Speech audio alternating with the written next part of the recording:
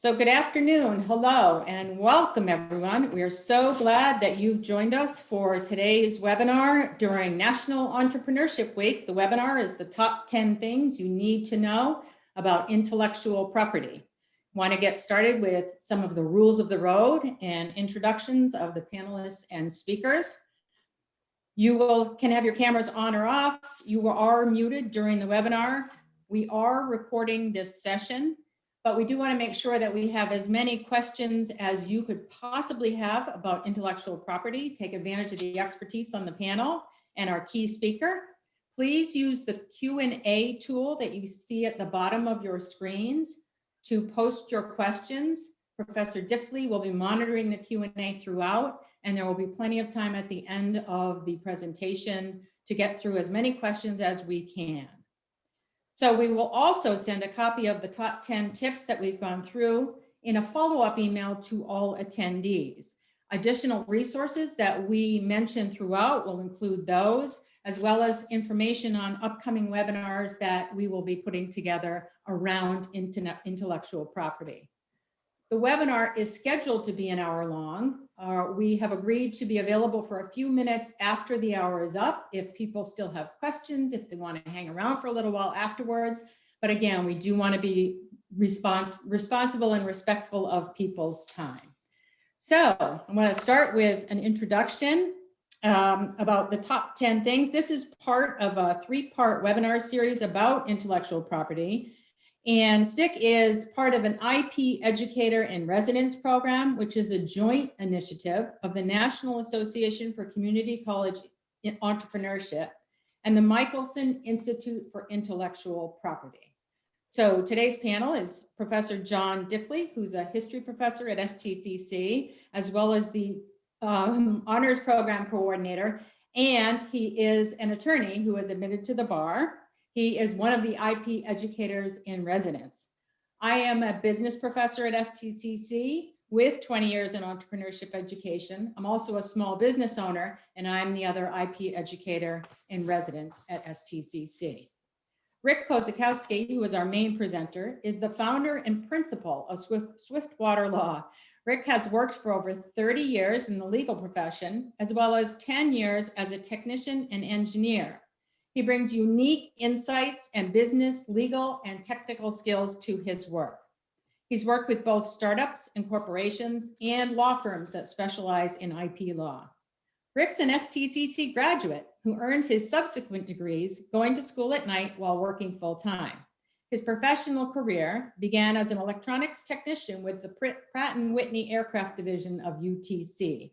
He was later named Chief IP Counsel for Pratt & Whitney in 2002, where he led the IP legal function for the entire company. Rick's been registered to practice before the U.S. Patent and Trade Office since 1989 and has been an attorney since 1990. In Rick's legal and technical career, he's worked with all different kinds of businesses, but his current focus is on working with entrepreneurs and startup founders. He volunteers as a mentor for entrepreneurs and startups through the Valley Venture Mentors program in Springfield and E4All Holyoke. They're both startup accelerator business programs. When Rick heard about the IP Educator in Residence program that STIC is a part of, he contacted us to see how he could help. It's our great pleasure to be able to work with him on this series of webinars about intellectual property as part of the Michelson IP project. And it's my great pleasure to introduce him to you now, Rick Kosakowski. All right, thank you, Diane. Thank you for that introduction. I appreciate it. So let's get started. Before I get into detail on intellectual property, I'm obligated to give the standard attorney disclaimer in which any material that I present today is for general information purposes only and is not intended to be, nor should it be considered as legal advice or counsel. There's no attorney-client or confidential relationship formed between myself and any other participants during this presentation. And if you have any specific legal situations you feel you need counsel from, then I advise you to seek legal advice from competent counsel. Next slide, Diane. All right, so the first topic I want to talk about is what is IP or intellectual property? Intellectual property is an umbrella term for four related yet different types of legal protection. They're related in that all four of these protect creations of the mind that can be used in business. But they all have some differences between them, which I'm going to talk about in more detail as we get further into this. So the four topics I want to get into are patents, trademarks, copyrights, and trade secrets. In IP, any part of it, any aspect of it, I should say, it represents valuable, intangible property rights, which are worth a lot of money. So you compare intangible property rights to tangible property of a business, which could be, for example, the buildings, the machines, the equipments, the desks, the file cabinets, trucks, and et cetera. So we're going to be talking mainly about intangible property rights today. Next slide. So why pursue intellectual property? Well, you've invested a lot of time and money and energy into trying to develop a business, basically your dream. So you need to protect what you've created. And as along those lines, you need to try to stop and deter theft by others of what you've created. Also, you pursue IP because it will set your business apart from your competitors. In other words, you're striving or you've already developed a unique value proposition that drives people to your business. So IP will help set your business apart from your competitors, and it will give you a competitive advantage because you will likely end up having discriminators that your competitors will want and need. For example, technology discriminators, brand discriminators, product discriminators, etc. So as you're building up your business, you're going to be developing market share in your business. So you want to protect that market share. So IP rights will help you prevent knockoffs of your products. In other words, prevent counterfeiters, let's say, coming in from outside the US. There are ways of having US Customs and Border Protection agents seize counterfeit goods that are coming into the country. Also, IP will help you realize higher prices for your goods or services. In other words, you'll make more money. Also, you may have some intellectual property rights that you've created or developed that may not be generating income for you, or they may not be useful in any aspect for you. So oftentimes what businesses will do is, let's say if they have issued patents in the United States or outside the US, and they feel that those patents aren't beneficial to their business per se. So what they will do is they will either license rights under those patents to others, or they'll just outright sell those patents. There was just something in the news earlier this week that BlackBerry, the company that makes the handheld phones, they just sold several hundred of their patents recently for millions of dollars. Lastly, by having intellectual property rights, you'll make your business more attractive to investors. We've probably all watched episodes of Shark Tank, and we see the sharks asking the entrepreneurs often, hey, do you have patents? Have you filed for any? Do you have any trademarks? They ask that question because it tends to make your businesses more valuable to investors like them, to angel investors, be it if you're seeking early stage funding from investors, or perhaps as part of your exit strategy where you're selling the company assets. So you'll also be selling your intellectual property as well. Next slide, Diane. So let's talk about more specifically about patents. What do they cover? Well, they cover inventions. And what are inventions? They are improvements to things which are products or processes. So basically inventions, most often they solve problems. So the categories of inventions or categories of things besides processes that could comprise subject matter for patentable inventions, they include machines, which are generally taken to mean they have moving parts. They can also include articles of manufacture, which generally do not have moving parts. And then it could be compositions of matter, which more like pharmaceuticals, things like that. And the reason for patents, and patents have been around for hundreds of years, and even, they've existed in other countries prior to the 1700s, is they provide an incentive for people to disclose their technology to society or to the public without having to fear that someone's going to steal their ideas. So by disclosing this technology, they will improve the technology base for society.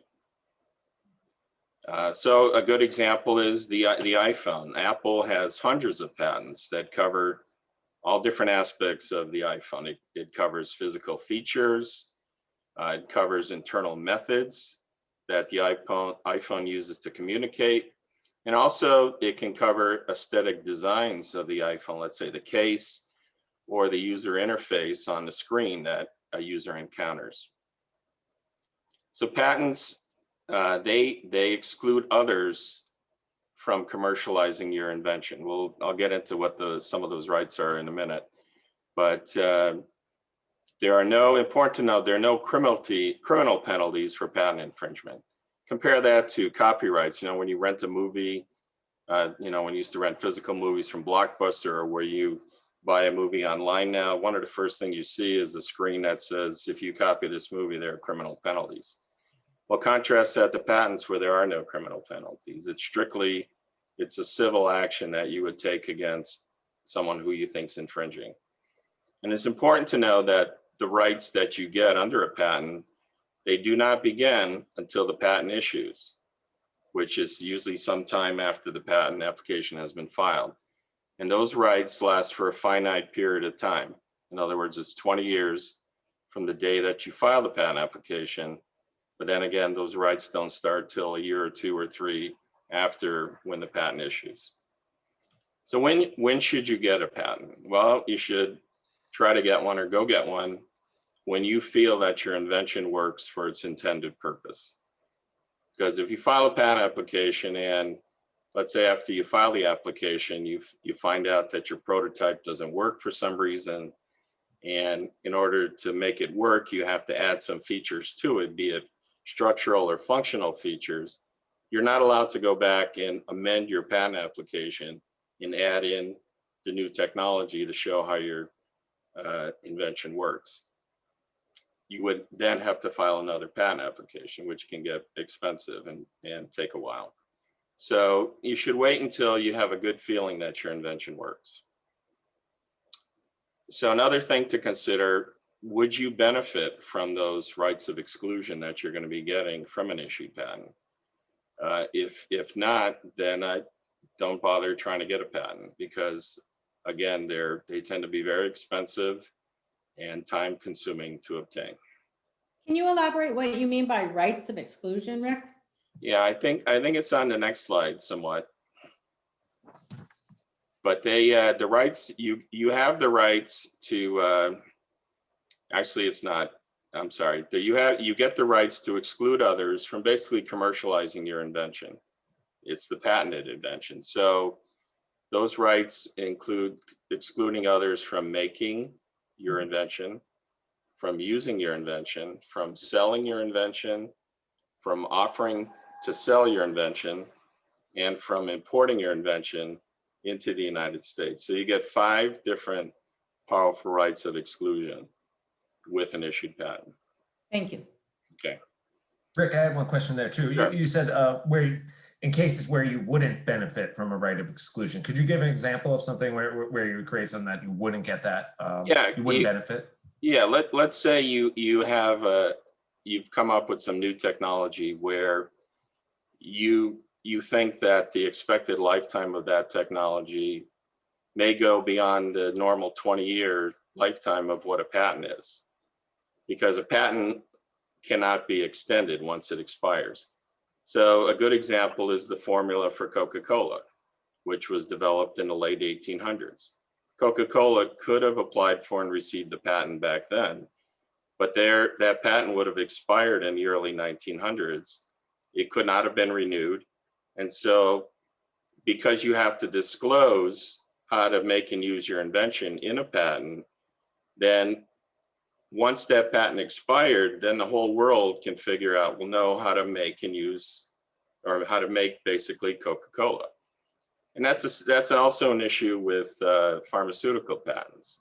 You know, you always see when those types of patents expired, you have all the generic drug companies waiting to pounce and make generics.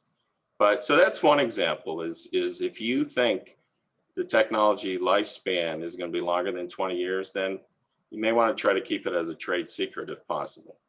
Oh, okay, thank you.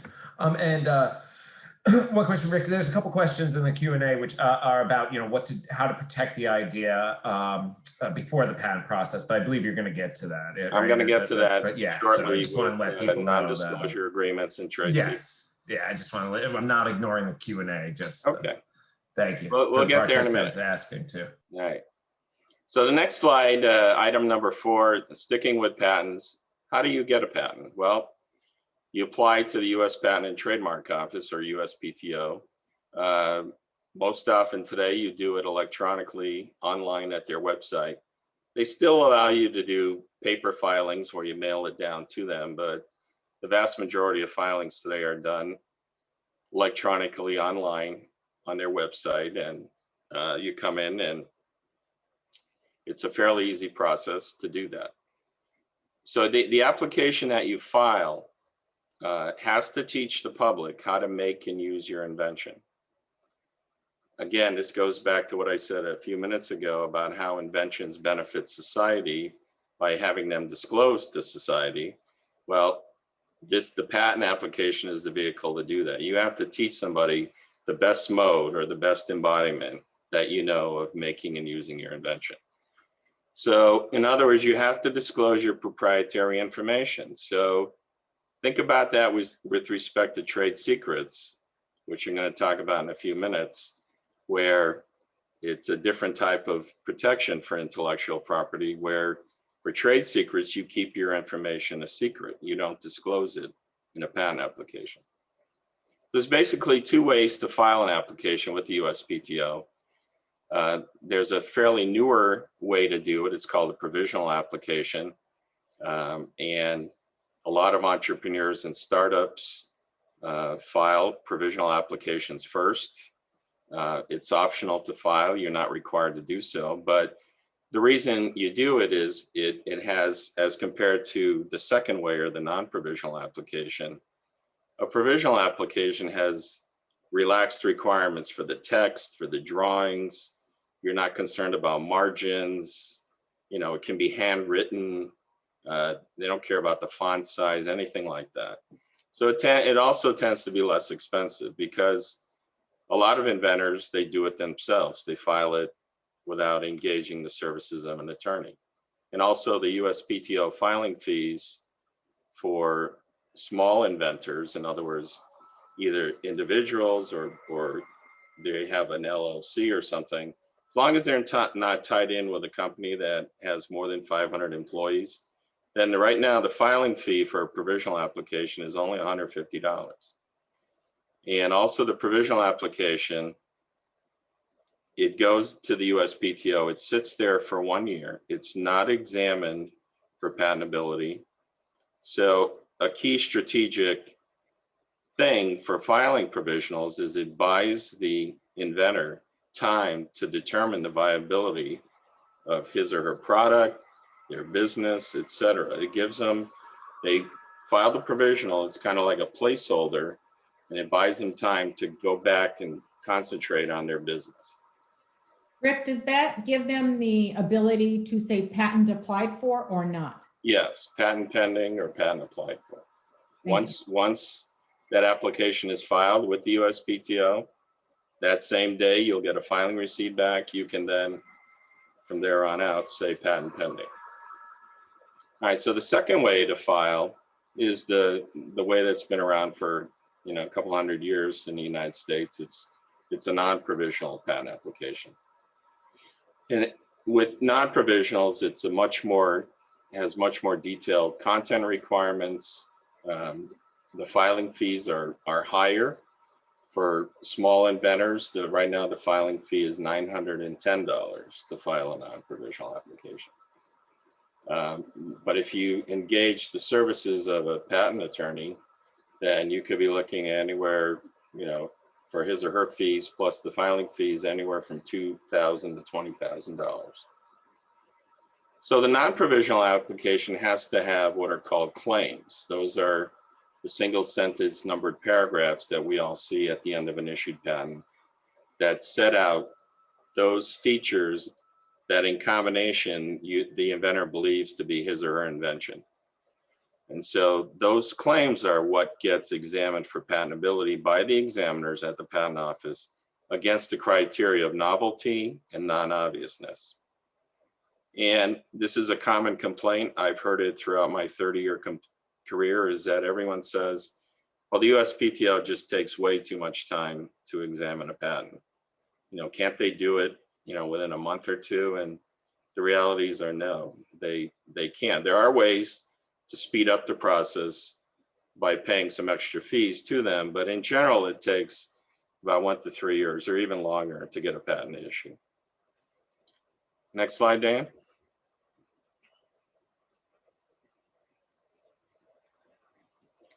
Next slide, Diane, please. Okay. Let's talk about non-disclosure agreements. They're not really a subset of intellectual property, but they come in very handy. They're useful to inventors and businesses when they're trying to protect their intellectual property or their proprietary information.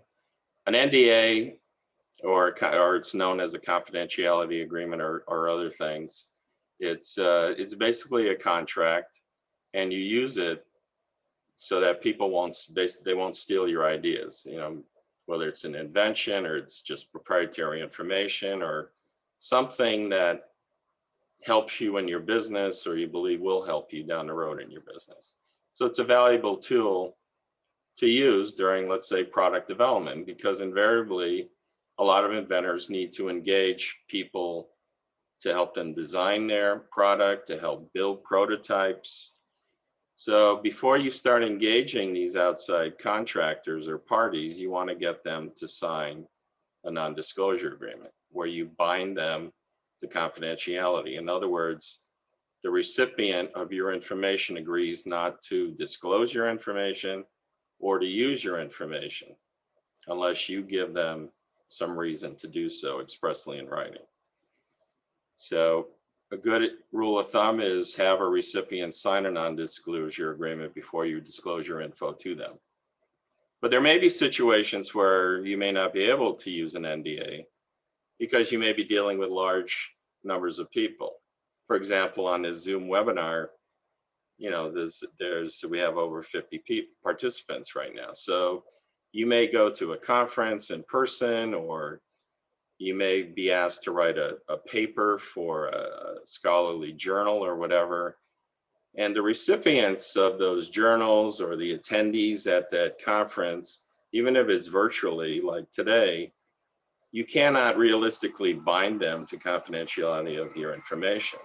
So you got to make a decision, should I take this opportunity to disclose my information or invention to all these people? And you may say, well, let me wait until I file a patent application first, so I don't jeopardize any rights to file that patent application by first disclosing it publicly. So again, you may encounter situations where you may not be able to use an NDA. So a good rule of thumb is, when in doubt, don't share your ideas with the public. Next slide, Diane. Let's talk about trade secrets.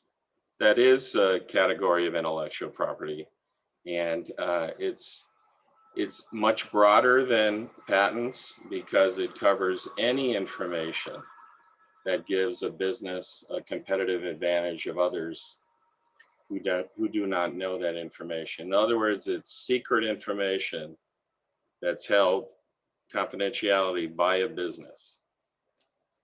So it could be information relating to manufacturing processes, customer names and their buying preferences, the names of suppliers and the pricing information that they charge you to provide you with whatever you contract them for. You may have developed computer algorithms to do things in your business. You may have recipes or formulas, like, for example, like I said earlier, the Coca-Cola recipe or formula.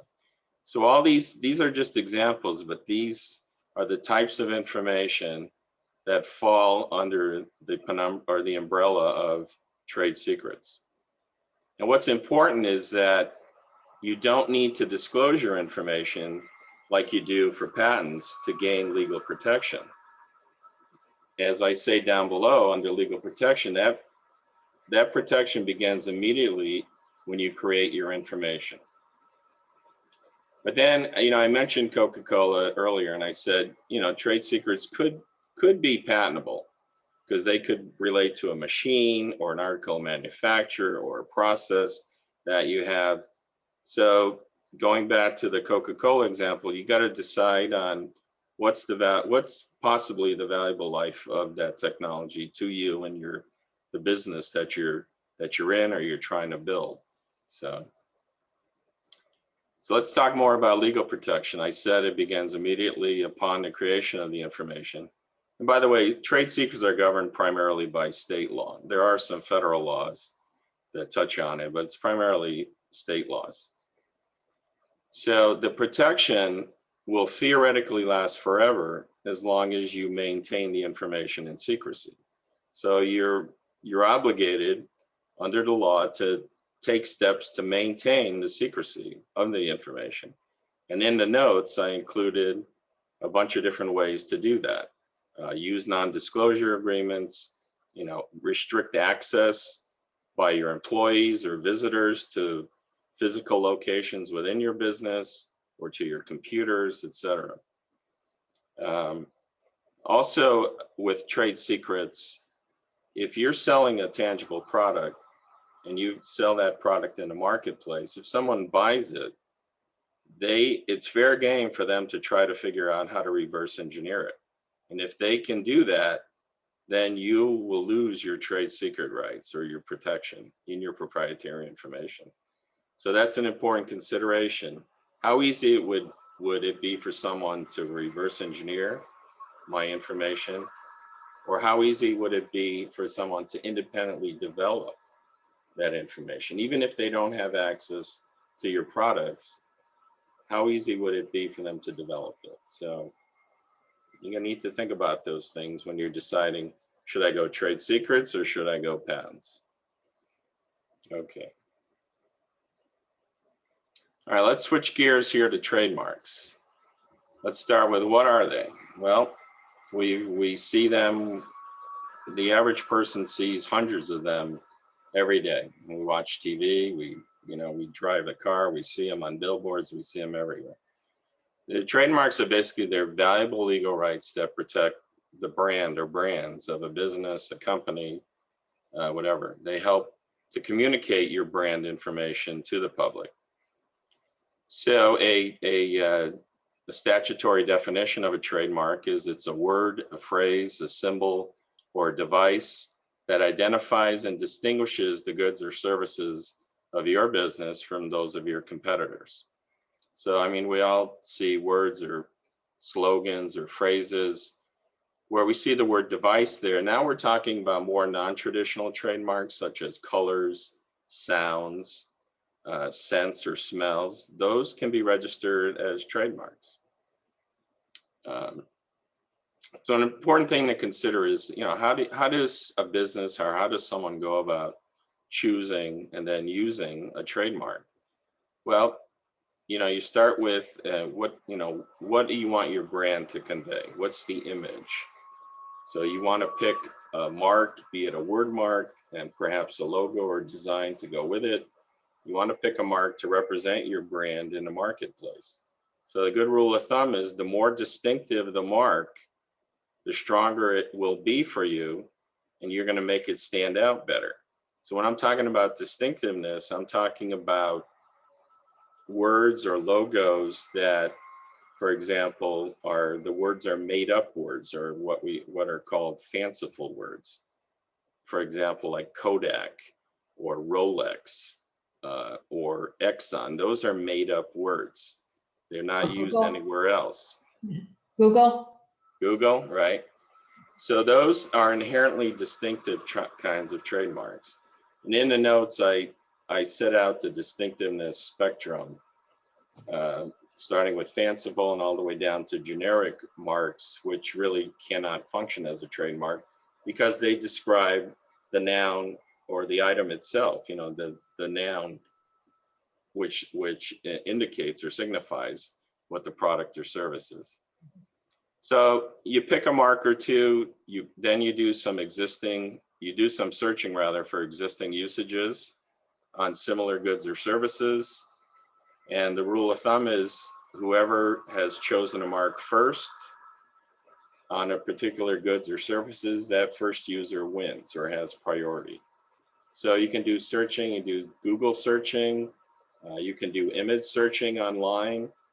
The World Intellectual Property Organization in Geneva, Switzerland has a very good image searching database that's free, that has some very powerful AI search tools. All you do is plug in a JPEG or PDF or PNG file of your image, and it'll give you images that their AI search tool feels are close. So you do some searching, like I say, you can do it yourself, or there are plenty of search firms you can hire, or you can hire trademark attorneys to do that for you. Let's say you find a mark or two that appears to be available for you to use on your goods or services. So then you adopt and you use that mark on your goods or services. And you should use it with the symbols TM or SM prior to obtaining a US federal trademark registration for it. TM, you use it as a superscript after the mark if it's a product that you're using the trademark on. Instead, if you're selling or providing services, you should use the SM as a superscript. And then we've all seen the capital R inside of a circle that denotes a registered trademark in the United States, and also some other countries use that same R within a circle as well. So when you're using your trademark, you should always try to use it as an adjective preceding the generic noun descriptor of your goods or services. So we all see or hear about rollerblades, and we say, I'm going to go rollerblading, or I want to go buy some rollerblades. But in reality, rollerblade is a registered trademark. So the proper way to use it is people should say, and they should use it in marketing, is, you know, it's rollerblade brand inline skates. And the TM or the R with the circle goes after the word rollerblade.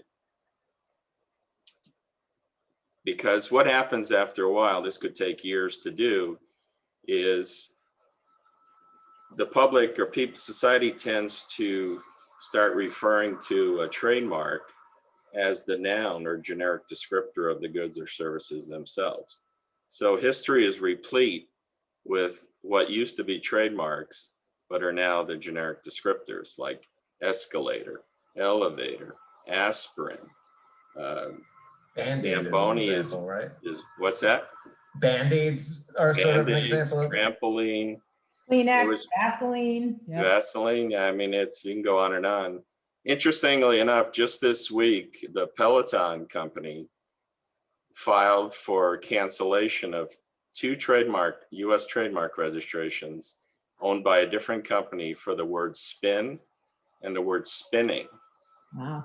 Because this company, I had never heard of them before, that owns the trademark registrations, they're sending cease and desist letters to companies like Peloton and saying that, hey, you're improperly using our trademark spin and spinning in association with the marketing of your goods and services.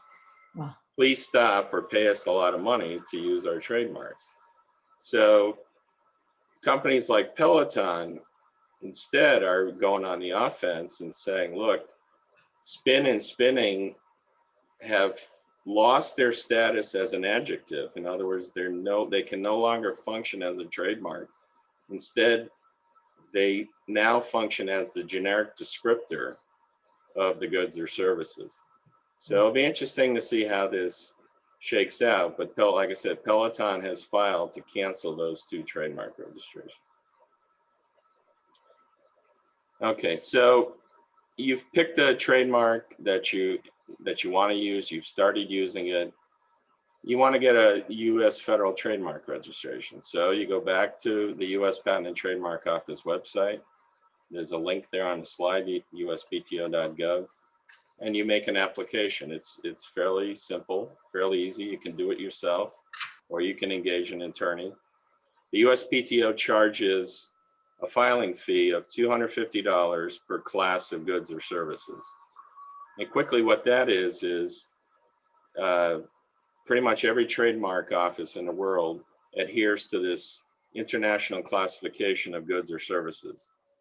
Those goods or services have been divided into 45 different classes. So you may provide goods or services. So you may end up, having 1 or 2 classes of goods, 1 or 2 classes of services. So your trademark application may end up with 4 different classes. So you may pay 4 times $250 or $1,000 for your filing fee.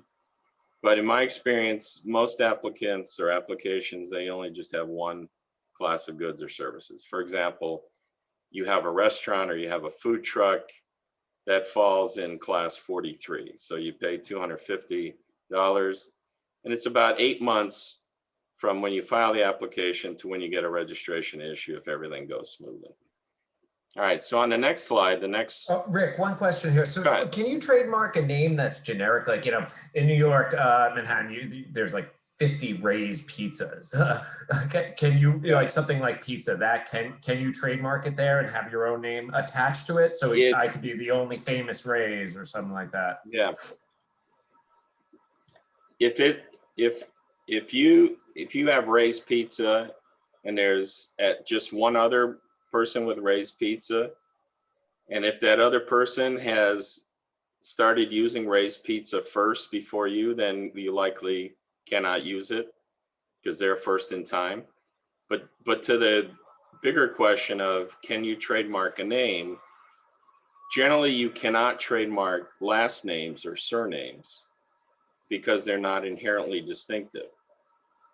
So a mark like a last name or even a first name sometime, it takes time for that name to be associated with the goods or services that business is providing. The best example of that is McDonald's. It's a last name, but everybody knows it as a source identifier for hamburgers and sandwiches, whatever. So it took them some time, but they were able to achieve trademark status with McDonald's. Same thing when you pick like Ray or Rick's or John's. You can always claim common law trademark rights, which I'm going to talk about in a minute here. And then maybe after a period of time, when you feel that people associate, Ray's Pizza with your business, then it's very possible you could file for and receive a federal trademark registration. But the bottom line is a name is not inherently distinctive. But it could acquire distinctiveness over time. So what are your rights? There's basically 2 types. There are federal common law rights, which automatically begin when you start using the mark on your goods or services. So if you're selling goods, you should put them on the goods themselves. If you cannot physically do that, put them on labels that go with the goods, put them on the packaging or boxes that the goods are shipped in commerce or provided to your customers. If you provide services, then use the mark on your, let's say, your Facebook page or your website. Use the mark liberally. Again, use it as an adjective, if possible, with the TM or SM superscript, and then have the generic name of the services that you provide. So those common law rights begin once you start using the mark on goods or services. So when you start using the mark and you get those rights, what can you do? Well, those rights allow you to stop others from using confusingly similar mark or marks on the same goods or services. A good example, let's say you have a food truck here in Springfield and it's John's Food Truck.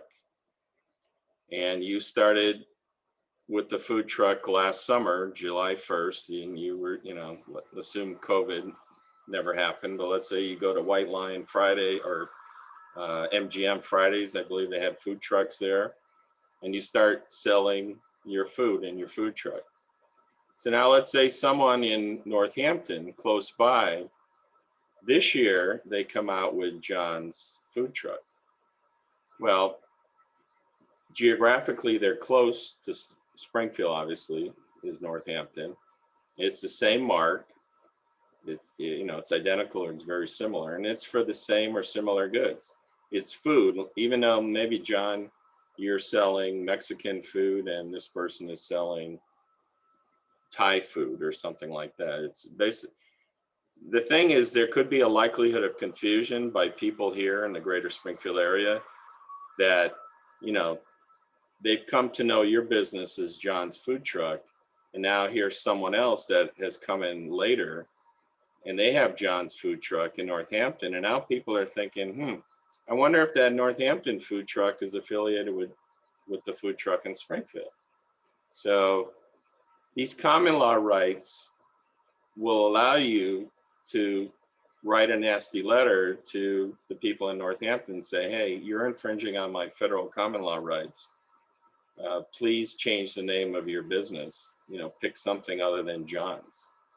Call it Rick's or whatever, Diane's Food Truck. So those common law rights let you use that. But again, they exist only in the geographic area where the mark is used. So in other words, John, if someone now opens a food truck this year in Miami or Dallas or Los Angeles, and your food truck is only here in Springfield, you will not have the ability to stop John's Food Truck from using that mark, John's on their trucks down there, because there's too much geography between you and them. So the way around it is to apply for and receive a U.S. federal trademark registration. With that issued registration comes a whole subset of more powerful and expansive rights. In other words, if you now got a trademark registration for John's for food truck, you now have the ability, in theory, to stop people in Miami or Dallas or Los Angeles for using John's Food Truck, that trademark. Even though you don't sell your goods or services down there, the theory behind that is the law says that you have a natural zone of expansion. So if you decide that you wanted to franchise John's Food Trucks in the same vein like Cousins Maine Lobster, we see they're expanding all over the country. I believe they're in 35 cities right now. So they had the ability, and they have federal trademark registration, does Cousins Maine Lobster. So they have the ability to use that mark entirely within the United States, with one exception. Back to the John's Food Truck, if, again, you started selling or using the mark July 1st of last year, you get a federal trademark registration issue, and there's a food truck in Los Angeles, same name. If that food truck started using the trademark prior to July 1st of last year, let's say their first usage in Los Angeles area goes back to 2017, they would still have the ability to use the mark, but only on the food trucks in Los Angeles. You'd have a hard time stopping them. Because why? Because it goes back to the first in time. Whoever used the mark first gets rights. And even if you have a federal trademark registration, they still may be able to use that mark, but just in a Los Angeles area. Another feature of trademarks is those federal rights, whether they're common law or registration rights, they theoretically last forever if the mark is still being used on those goods or services.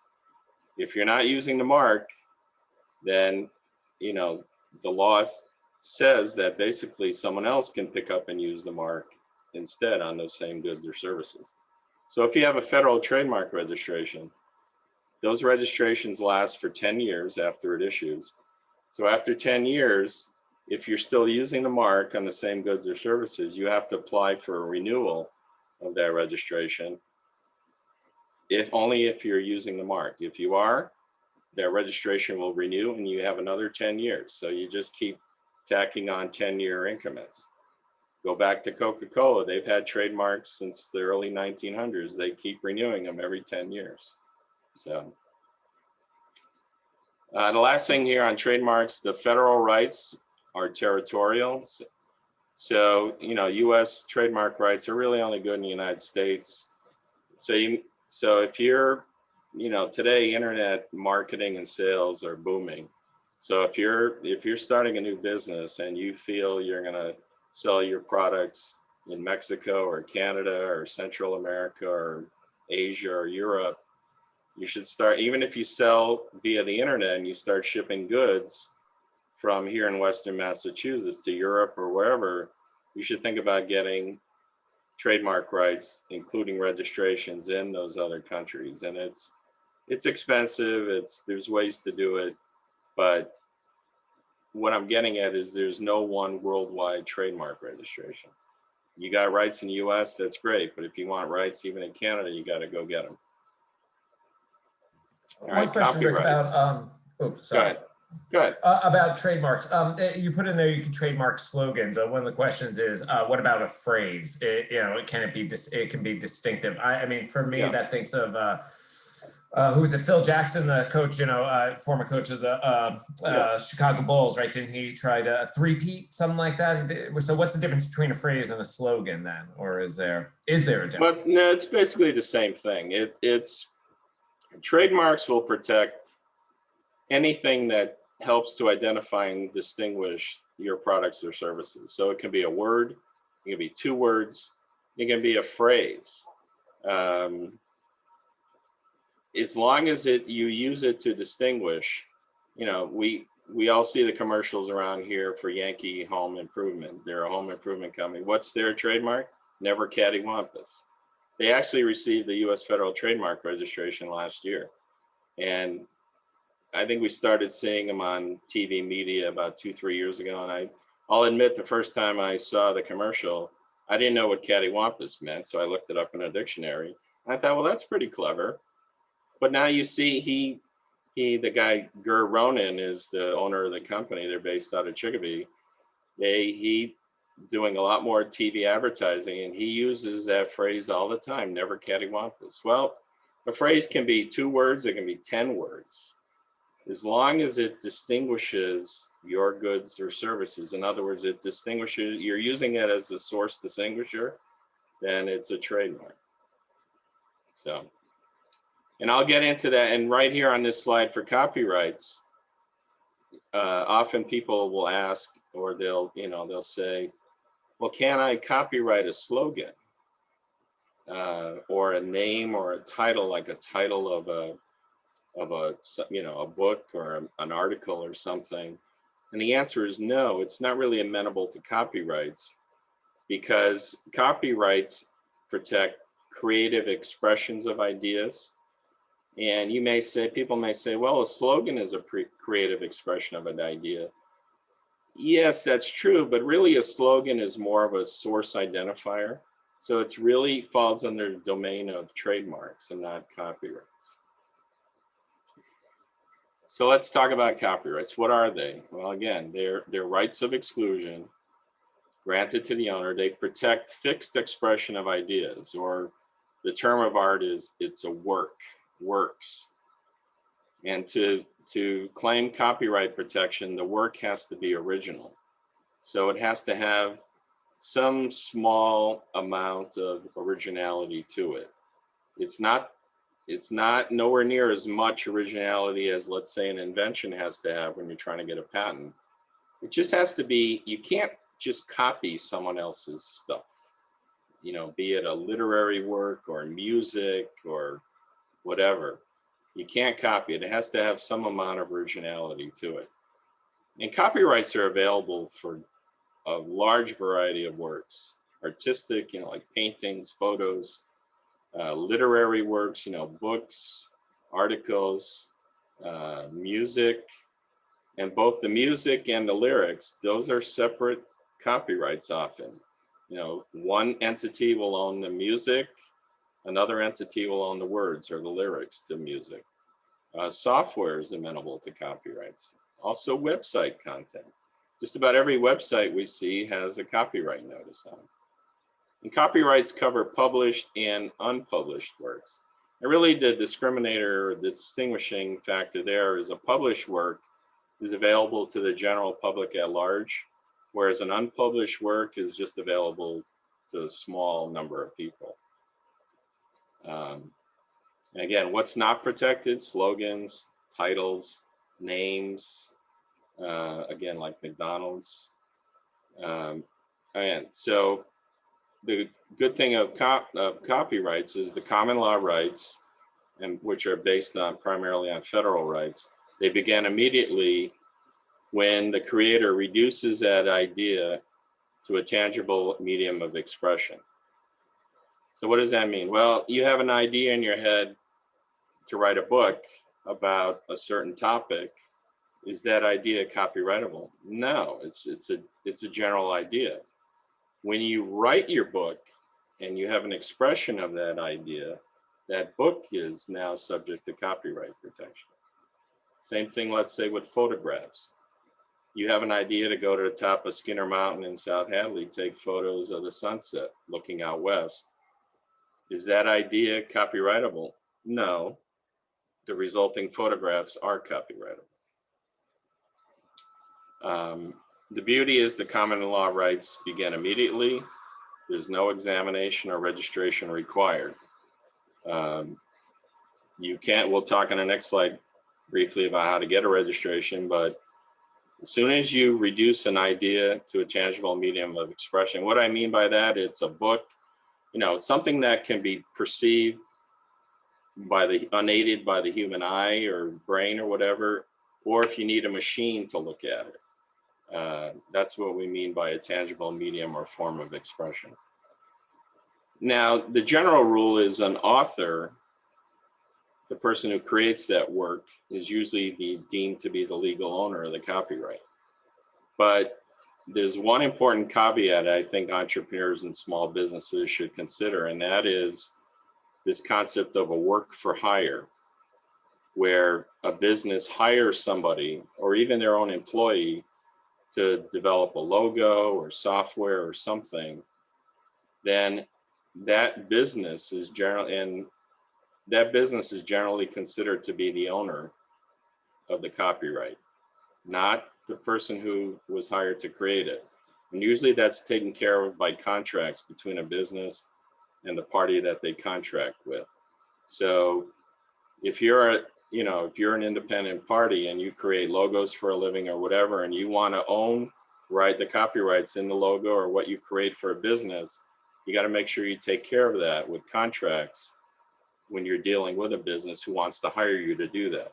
And conversely, when you're a business, you want to make sure if you're hiring somebody to do that for you, you own the copyrights. The last slide, what do you need to know about copyrights? Well, these are the 5 rights that are given to any copyright owner. You have the right to reproduce the work, in other words, make copies, to distribute it, to prepare derivative works, which means, okay, you created a screenplay for a movie, you own the rights to create the sequels to that movie. You have the right to display the work publicly. In other words, you write poems, you have the ability to go talk on television or live in person about your poems.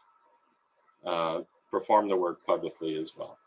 The duration of rights varies. It's complicated, depends on the number of authors, depends on if it's a work for hire, depends on when the work was created, because there have been different copyright laws in the United States enacted over the years. Federal registration, they're quick and inexpensive to obtain. I have a link there to the Copyright Office, which is different than the U.S. Patent and Trademark Office. It can be less than $100 for the filing fee, and it may take 2 to 4 weeks or so to get a registration issue. You don't generally need a registration, but if you want to sue somebody in federal court, because it's based on federal laws, you're going to need a copyright registration to go into federal district court and sue them. We talk about a copyright notice. I give you an example of how I would use one on this PowerPoint presentation today. We've all seen the capital C inside of a circle, sometimes together or in the alternative with the word copyright. Then the year of first publication of your work, in this case 2021, and then the copyright owner. You put the name, either yourself or your business name. It's optional. You don't have to put the copyright notice on your works, but you should do it because it puts the whole world on notice that you're claiming copyright rights in that work. And there's no international copyright, much like patents or trademarks. But the good news is that there are treaties and conventions that most industrialized countries adhere to, that they will recognize US federal rights and copyrights. So, and that's it for what I had prepared. So those are the top 10 questions? tips. And I know, John, that we have some questions that haven't been answered in the Q&A. So we'll let you take this. It's now about 3 minutes before 2. We can stay a bit longer. There's some announcements coming up of upcoming webinars after the Q&A, as well as our contact information, which you will receive in a copy of the PowerPoint. So the floor is open, John. Okay, let me just start from the bottom here, because some of the questions are related to the copyrights. How long does a copyright last for, and can you and do you have to renew your copyright, and at what point? Copyrights can last, for example, I believe for a single author, it lasts for 70 years after the work is created, or it depends on when the person died, the author. Depends on if there's more than one author. You really have to look at each fact situation. You know, is it a work for hire as well? And then look at the exact amount of time that it lasts for. So there's no one general answer for how long they last, but the good news is they last for a relatively long time. So if you're relatively young and you create something that's subject to copyrights, it's basically going to last you for your lifetime, and then somewhat beyond as well. And so say with that copyright, say I create something like a franchise like Star Wars or something like that, and then can I pass that copyright down to somebody, and would they have to renew it then at that point as well? Copyrights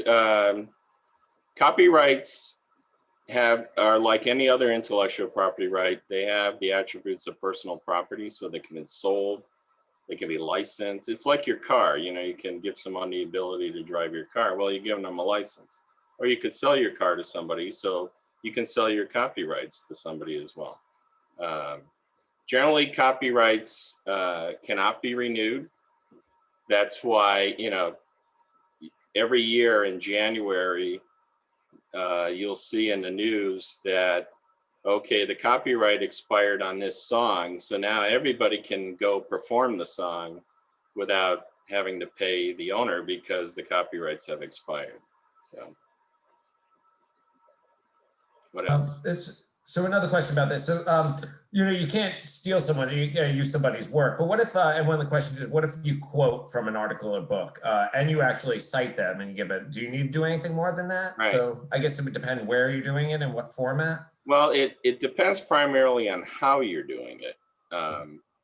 There's a concept in the copyright laws called fair use. And I think I got into it in my notes somewhat, but fair use allows somebody to use a portion or all of a copyrighted work for certain non-commercial purposes, like, news reporting, commentary, whatever. Yeah, so if you want to quote from a work but you're going to do it in a non-commercial sense to you as the person quoting the copyrighted work, then you can likely do it because it's then called a fair use. I mean, we see it all the time on the news. You know, the news reporters are always quoting copyrighted stuff. They can do it because it's commentary. They're not doing it for commercial gain.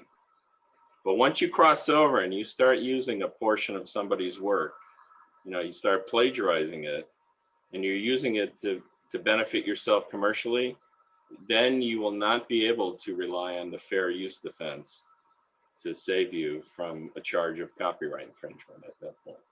What if I have a t-shirt company and I want to print someone's sayings or things that they say on a t-shirt? Then you're using that copyrighted work to your commercial benefit. And I mean, you can always try it, but you're basically inviting a cease and desist letter and possibly a lawsuit and possibly criminal charges for copyright infringement. So if they say something, say in a speech, like a political speech, and there's a sound bite, can I use that and print it on a t-shirt? No. Anything they say is their property. If you're going to derive commercial benefit from that t-shirt, then you cannot use it. But, you know, perhaps you're going to use it in a way where you don't benefit at all, either by direct monetary payment to you, or, you know, it grows your business somehow or whatever. If there's no way at all that you can benefit commercially from using it, then it's possible for you to claim a fair use defense. There's other factors. It depends how much you use, how much of it you use, you know, what's the detriment to the copyright owner himself or herself by your using it. There's a number of factors that are taken into consideration. I know some popular, oh, sorry, Diane, go ahead. I just want to take a minute because we're at 2:01 to quickly go over the remaining 2 slides, and then we'll come back to questions, because as I said, we agreed to hang around for a little while extra, and there seem to be some good questions in the Q&A. So I just want to advance and just let you know that we have a couple of other webinars coming up on intellectual property. The next one in March will be defending your IP rights. So once you do all your registration and you protect all of your intellectual property, what do you do when someone infringes on those rights, or somebody steals your idea or your design or anything? So that's what that'll be about. And then there's an open question and answer session in April, and both of these feature Rick, and we're going to have some additional panelists on either one or both of those. So we're going to get some brain power here to answer the questions that you have on those 2 topics. We will be sending out emails using the people that attended this. You'll get a notice of those, as well as some general notices of upcoming webinars.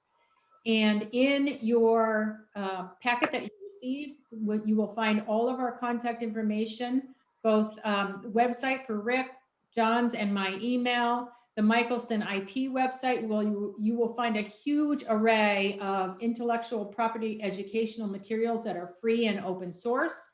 And the National Association for Community College Entrepreneurship website, also a wonderful source for business, startups, for students, for people learning about entrepreneurship.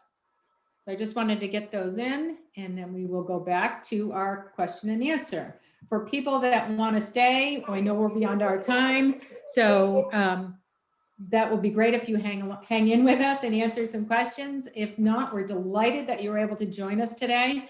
And this recording will be available. We're capturing it still, so we will continue to capture. All right, so let me go back up top, some questions we had before. One of the questions is, if the patent process takes so long, what's stopping someone from taking your ideas while it's going on? And, you know, along the same lines, if you have patent pending, is that the protection for you? Well, patent pending, those words, they act as a powerful deterrent to prevent infringers, but it's not going to stop everybody. You know, there's still unscrupulous people around who will steal your idea, even if you have an issued patent on it. I mean, there are people who will take your idea and basically they're inviting you to sue them for patent infringement. But when you file for a patent, you have a patent application on file, you get some provisional rights if that application goes on to issue as a patent. Then if you sue somebody infringement, you could theoretically get license rights, or I'm sorry, you can collect license royalties from them during the period of the pendency of the application after it was published and up till the time it issues. But that involves a lawsuit for patent infringement. So in general, you have no rights under federal laws while the application is pending to go after someone under the patent laws for stealing your idea. I mean, you would have to then perhaps go after them for theft of trade secrets or proprietary information. That depends on, was the patent application published, which I didn't mention earlier, but 18 months after the filing date of a patent application, the USPTO will publish your application. And in general, as I said earlier, the patents take longer, take 2 to 3 or more years to issue. So most often a patent application gets published before it issues. Sometimes it issues before 18 months, but usually it doesn't. So this is a good reason to use those NDAs as well, right? NDAs, right. Because then you could have a breach of contract action against the recipient of your information. So Michelle had a great question here, John, about sites like Cafe Press that seem to be willy-nilly using whatever they want for people to be able to print stuff on shirts and t-shirts and cups and everything you can imagine. How do they get away with that? Do they have some kind of a disclaimer saying we're not responsible for what people are printing on these things? Well, I think some of these websites have reached agreement with copyright owners where they are legally allowed to print, photos or images or sayings or whatever, because it benefits the copyright owner. They make money by allowing people to reproduce the copyrighted work. I think these are sites where people can upload whatever they want without checking. Yeah. So that's how do you defend against that in the internet? That's when you own an image. Let's say you have a very popular photo. Recently it was the Bernie Sanders at the Joe Biden inauguration. Yeah. Well, there are a lot of people that are in trouble for taking. There was the photographer who took that picture. He's not allowing commercialization of that picture. You can do parodies and stuff like that, but once you start using Bernie's picture for commercial gain, then, the photographer can come after you. Practically speaking, is he able to do it? When something like that all of a sudden hits the market and everybody's doing it on various websites, they're uploading it. Yes, in theory, there's copyright infringement there, but as a practical matter, is it going to be enforced or policed? No. Yeah, that's our next webinar topic, exactly. So there's a lot of that goes on, which is why we're doing an entire webinar on it. So, John, go ahead. These rights in general, be they patents, trademarks, copyrights, they can be enforced, obviously, against infringers, but the owner of these rights has to make a decision to do it. Oftentimes it's costly. Oftentimes there's no criminal penalties, it's just civil. It takes a long time. So the owner of these rights has to make a business decision. Am I going to invest money in a lawsuit to try to go after these infringers? There's no guarantee of success in that lawsuit. I may be out a lot of money, a lot of time. I'd be better off instead focusing my financial resources elsewhere. And they make a business decision that they'll let the infringers go because they're not going to sink their business. They may hurt it a little bit or maybe not at all. They'll say, okay, I'm going to let it go. I'm going to focus on what I do best, and that's making products and selling and whatever. All right, there's a couple questions here. One, but from Ray Holmes, I'm not sure, but it says, yes, having a lawyer submit my application is the only way to accelerate the process while selling on e-commerce. I think I'm not sure what he means there, but do you have Say that anything on again, that, John? Rick? One of the questions says having a lawyer submit my application is the only way to accelerate the process while selling on e-commerce. I'm not sure what Have to he's refer asking. to Well, trademark, business mark. Yeah. I think they're probably referring to a patent, and they're selling products. They're selling products that they've applied for patents for, but they haven't received the patents yet. So they're selling them on Amazon or eBay or Etsy or whatever, and they're maybe encountering knockoffs, let's say, or people infringing what would be, if the patent had issued, they'd be infringing the patent. So again, what I said earlier, there are ways of speeding up that historically slow process. The USPTO allows you to basically take the application, take it out of turn and put it at the top of the examiner's queue down there at the USPTO. But of course that costs money to, they charge fees to do that. Plus if you get an attorney involved, the attorney basically has to do some prior art searching, review the search. The patent attorney has to certify that, the attorney and the inventor or inventors, they all believe that a patent should issue on this. So therefore, put us at the top of the stack and let the patent issue right away instead of waiting another year.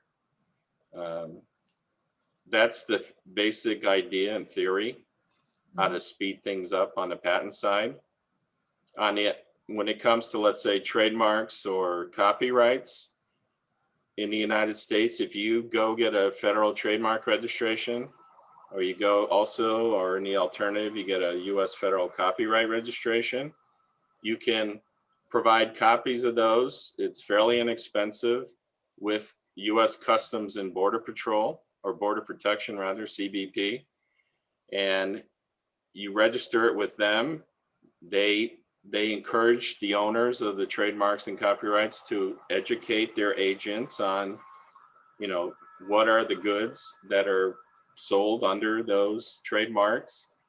And because what they do is they intercept smuggled or counterfeit goods all the time. I think there was just something yesterday about how many million N95 masks have been confiscated by CBP recently.